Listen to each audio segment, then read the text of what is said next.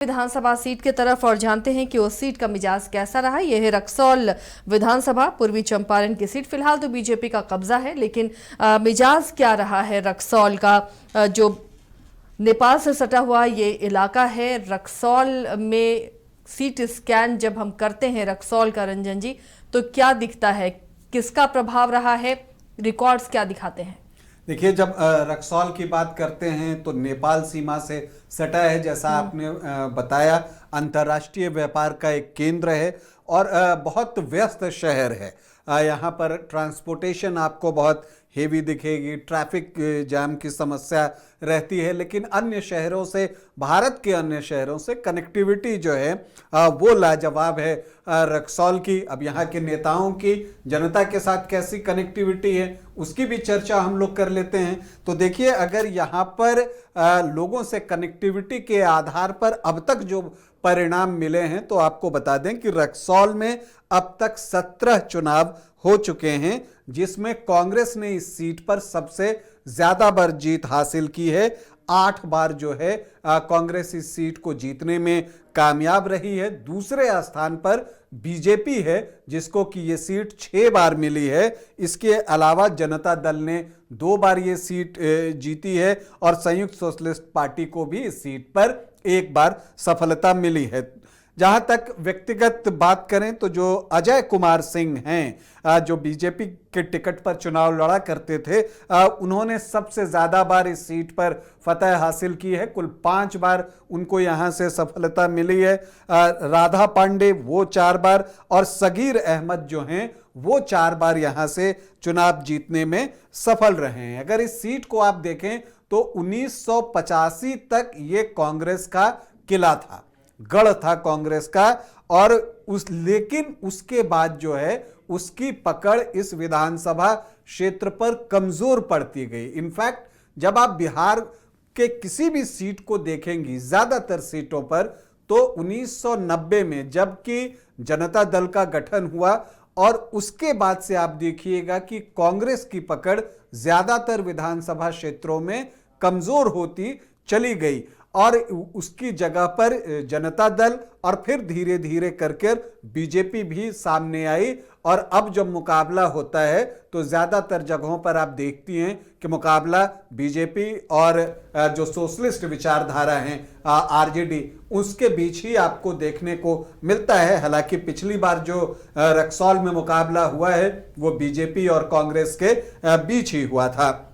खैर, अब हम आगे बढ़ते हैं और देखते हैं कि इस सीट पर क्या कुछ हुआ है। 2010 से हम लोग देख लेते हैं। तो 2010 में अजय कुमार सिंह चुनावी मैदान में थे। उससे पहले वो 3 बार चुनाव जीत चुके थे। 2000 में वो जीते थे, तब उन्होंने कांग्रेस के सगीर अहमद को पराजित किया था लगभग 13,000 वोटों से। फिर 2000 फरवरी में वो जीते, राजनंदन राय को उन्होंने पराजित किया, लेकिन मार्जिन कम था 2826 वोटों का। फिर 2005 के अक्टूबर में जीते 8,500 वोटों से राजनंदन राय के ही खिलाफ। अब फिर 2010 से हम लोग आंकड़े को देखना शुरू करते हैं। अजय कुमार सिंह जो है वो चुनावी मैदान में थे कमल का फूल लेकर, और उनके सामने कांग्रेस से रामबाबू प्रसाद यादव थे और एलजेपी से राजनंदन राय चुनावी मैदान में थे। आपको बता दूं कि जो राजनंदन राय हैं वो भी रक्सौल सीट से 2 बार चुनाव जीत चुके हैं। 1990 और 1995 में राजनंदन राय जनता दल के टिकट पर चुनावी मैदान में थे और उन्होंने फतह हासिल की थी, जीत हासिल की थी। तो ये 3 कैंडिडेट, जो प्रमुख कैंडिडेट की हम बात करें तो वो थे। तो अजय कुमार सिंह को 48,686, मतलब कि लगभग 43% वोट मिले। जब तो दूसरे स्थान पर कांग्रेस नहीं रही, एलजेपी के राजनंदन राय रहे, जिनको 38,569 वोट मिले, मतलब 34% के आसपास वोट मिले। और रामबाबू प्रसाद यादव जो कांग्रेस के उम्मीदवार थे वो महज 9,691 वोट ही लेकर आ पाए, मतलब कि 8.5% के आसपास उनका मत प्रतिशत रहा और जीत मिली अजय कुमार सिंह को 10,117 वोटों से। फिर 2015 महागठबंधन बन गया था, जेडीयू, कांग्रेस, आरजेडी तीनों एक साथ। तो ऐसी परिस्थिति में यहां से आरजेडी को ये सीट मिली। चुनाव लड़ने के लिए बीजेपी ने एक बार फिर से अजय कुमार सिंह को चुनावी मैदान में उतारा, लेकिन जो महागठबंधन बना था उसका फर्क ये दिखा कि जो हार जीत का मार्जिन था वो कम हो गया, लेकिन परिणाम नहीं बदला। परिणाम वही रहा। अजय कुमार सिंह इस सीट को जीतने में सफल रहे।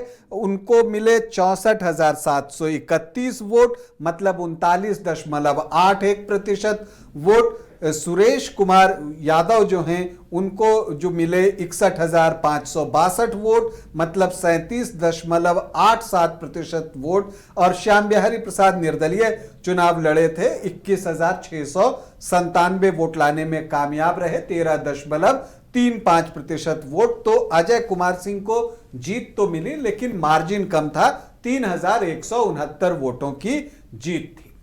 लेकिन 2020 का जो चुनाव हुआ वो दिलचस्प हुआ, और दिलचस्प इस मामले में कि लोगों का पार्टी बदलने का, बागियों का एक अपना जो है वो दौर देखा रक्सौल ने। जेडीयू के जो जिला अध्यक्ष थे प्रमोद कुमार सिन्हा, वो बीजेपी ज्वाइन करते हैं, और उनके बीजेपी ज्वाइन करने के बाद बीजेपी उनको टिकट भी दे देती है, सिंबल भी पकड़ा देती है, और वो चुनावी मैदान में उतर जाते हैं। ये सीट गठबंधन में कांग्रेस को चली गई, तो यहां से रामबाबू प्रसाद यादव चुनावी मैदान में उतरते हैं। तो सुरेश कुमार यादव, जो कि आरजेडी के टिकट पर पिछला चुनाव लड़े थे, वो बागी बन जाते हैं और वो निर्दलीय चुनावी मैदान में उतर जाते हैं। इन सब के बीच जो सिटिंग विधायक थे अजय कुमार सिंह, जिनका की टिकट काट के प्रमोद कुमार सिन्हा को बीजेपी ने टिकट दिया, वो भी जो है बागी बनते हैं, और वो बीएसपी के टिकट पर यहां से चुनावी मैदान में उतर जाते हैं। और यहां पर आप देखिएगा कि एक क्वाड्रेंगुलर मुकाबला हुआ, जिसमें एक कोण तो था फिक्स, जो बीजेपी का कोण है, जो बीजेपी को यहां वोट मिलते हैं, और बाकी जो वोट थे वो 3 जगह बट गए। कांग्रेस में सुरेश कुमार यादव निर्दलीय, और बीएसपी डॉक्टर अजय कुमार सिंह में। प्रमोद कुमार सिन्हा को 80,979, मतलब कि 45.60% वोट मिले। रामबाबू प्रसाद यादव को 44,056, मतलब 24.81% वोट मिले। सुरेश कुमार यादव, जो कि निर्दलीय चुनाव लड़ रहे थे, उनको 28,593 वोट मिले, मतलब कि 16.10%। और डॉक्टर अजय कुमार सिंह, जो कि बीएसपी के टिकट पर चुनाव लड़ रहे थे, उनको मिले 12,267 वोट, मतलब कि लगभग 7% वोट। तो जो बीजेपी का वोट था वो तो ऑलमोस्ट उसके पास ही रह गया, बाकी वोटों में बंटवारा हो गया। तो नतीजा ये आया कि प्रमोद कुमार सिन्हा की जीत का मार्जिन बढ़िया रहा, बड़ा रहा। वो लगभग 36,923 वोट से चुनाव जीतने में कामयाब हो गए। अब अगर यहां पर इस बार क्या होगा उसको देखें 2025 में, तो आपको यह दिखता है कि रामबाबू प्रसाद यादव भी अब आरजेडी में आ चुके हैं, मतलब कि उन्होंने भी आरजेडी ज्वाइन कर ली है। पिछला टिकट उन्होंने कांग्रेस से लड़ा था। अब इसके अलावा सुरेश कुमार यादव भी आरजेडी में ही हैं। तो अब जो है इन दोनों में से किसको टिकट मिलता है ये देखना है। इसके अलावा आरजेडी को समीकरण भी देखना है, क्योंकि इससे पहले भी सुरेश कुमार यादव चुनाव में लड़ चुके हैं, उसके पहले भी रामबाबू प्रसाद यादव चुनाव में लड़ चुके हैं। तो यहां पर क्या यादव कैंडिडेट को उम्मीदवार बनाना उनके लिए काम कर रहा है, यह बड़ा सवाल है। क्योंकि यहां पर अगर आप देखें तो जो वैश्य वर्ग के वोट हैं उनकी संख्या बहुत अच्छी है, और वो डिसाइडिंग फैक्टर बनते हैं यहां पर, जो कि बीजेपी के साथ बिल्कुल इंटैक्ट रहते हैं। और आप जानते हैं कि ये जो रक्सौल विधानसभा है वो पश्चिमी चंपारण लोकसभा में आता है, और जहां के सांसद संजय जायसवाल हैं। तो वैश्य वर्ग का वोट बीजेपी के साथ इंटैक्ट है। तो इसको तोड़ने के लिए क्या आरजेडी वैश्य वर्ग से किसी को उम्मीदवार बना सकता है? अगर वैश्य वर्ग से उम्मीदवार आरजेडी बनाता है तब वैसी परिस्थिति में इस क्षेत्र में संजय जायसवाल की भूमिका बढ़ेगी। उनको वैश्य वोटर्स को इंटैक्ट रखना होगा बीजेपी के लिए। लेकिन अब क्या यह समीकरण आरजेडी बनाने की कोशिश करता है या फिर जो एक ट्रेडिशनल यहां पर वो चलता चला आ रहा है महागठबंधन की तरफ से, कभी आरजेडी चुनाव लड़ जाता है, कभी कांग्रेस लड़ जाती है, लेकिन प्रत्याशी कभी रामबाबू प्रसाद यादव तो कभी सुरेश कुमार यादव, दोनों में ये चेंज होता रहता है। हाँ, तो अब इसमें जो है वो आपको जो है ये देखना होगा कि क्या इसमें बदलाव होता है या नहीं होता है। खैर ये तो सारी चीजें आगे क्लियर होंगी। अब हम जातीय समीकरण की तरफ भी चले जाएं, जो एक अनुमान है और जो एक आकलन की जो हमने किया है विश्लेषण के आधार पर, अगर उसे हम देखें तो आप देखिएगा कि जो यहां पर मुस्लिम वोटर्स हैं वो 22.4% हैं और जो एससी वोटर्स हैं वो 10.26% हैं और यादव वोटर्स जो हैं वो 10-11% के आसपास हैं। तो फिर से यहां पर M+Y जो है वो बनता दिखता है, क्योंकि 22.4 और उसमें 10-11 आप जोड़ दीजिए तो 35-36% के आसपास आंकड़ा पहुंच जाता है। लेकिन जब आप वोट देखते हैं तो उतने वोट आ नहीं रहे हैं जो महागठबंधन के उम्मीदवार हो रहे हैं, वो वोट बट रहा है। पिछली बार रामबाबू प्रसाद यादव को लगभग 25% वोट आया। क्यों आया? क्योंकि सुरेश कुमार यादव जो हैं वो 16% वोट निकाल कर ले गए।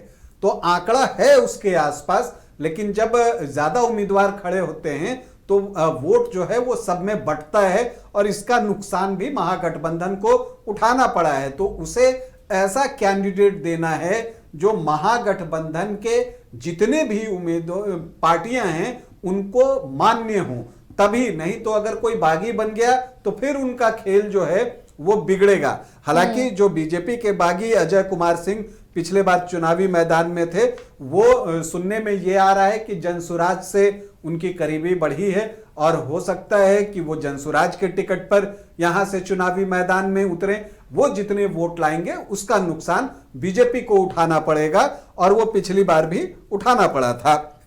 तो ये सारी चीजें दिखती हैं। इसके अलावा राजपूत यहाँ अच्छी संख्या में हैं, 8-9%, ब्राह्मण भी इसी के आसपास हैं। आप भूमिहार इनसे 2-3% कम कह लीजिए तो वो 6-7% के आसपास हैं। कोयरी कुर्मी को आप जोड़िए तो 10 से 11%, और यही वजह है कि प्रमोद कुमार सिन्हा जैसे ही जेडीयू से आए बीजेपी ने उनको टिकट दिया, क्योंकि प्रमोद कुमार सिन्हा कुशवाहा हैं। तो उसका फायदा जो है बीजेपी को पिछली बार मिला था और इसलिए मार्जिन उतना बढ़ भी गया था। इसके अलावा वैश्य वर्ग यहाँ सबसे ज्यादा प्रभावी है, 15-16-17% के आसपास जो हैं वो वैश्य वर्ग से वोटर हैं, जो कि बीजेपी के कोर वोटर हैं और वो बिल्कुल इंटैक्ट रहते हैं। तो आरजेडी की स्ट्रैटेजी यहीं पर सेंधमारी की हो सकती है। अब वो कर पाता है या नहीं कर पाता ये तो आने वाला वक्त बताएगा। लेकिन अगर महागठबंधन ने कोई नया समीकरण नहीं ढूंढा तो फिर एनडीए के लिए यह सीट भी एक सेफ सीट हो सकती है। तो ये देखिए रक्सौल का ये पूरा स्कैन जो किया है, किस तरह एनडीए को फायदा इस सीट पर मिलता दिख रहा है और क्या स्ट्रेटेजी अब इंडिया ब्लॉक को अपनानी होगी ताकि इस सीट पर सफलता मिले। फिलहाल इस पर भी हमारी नजर रहेगी और आगे जैसे जैसे पॉलिटिकल डेवलपमेंट होते जाएंगे वो आपको हम बताते रहेंगे। फिलहाल आज के लिए सिटी स्कैनर में इतना ही। अगले दिन फिर हाजिर होंगे किसी और विधानसभा सीट के साथ। फिलहाल दीजिए इजाजत, नमस्कार।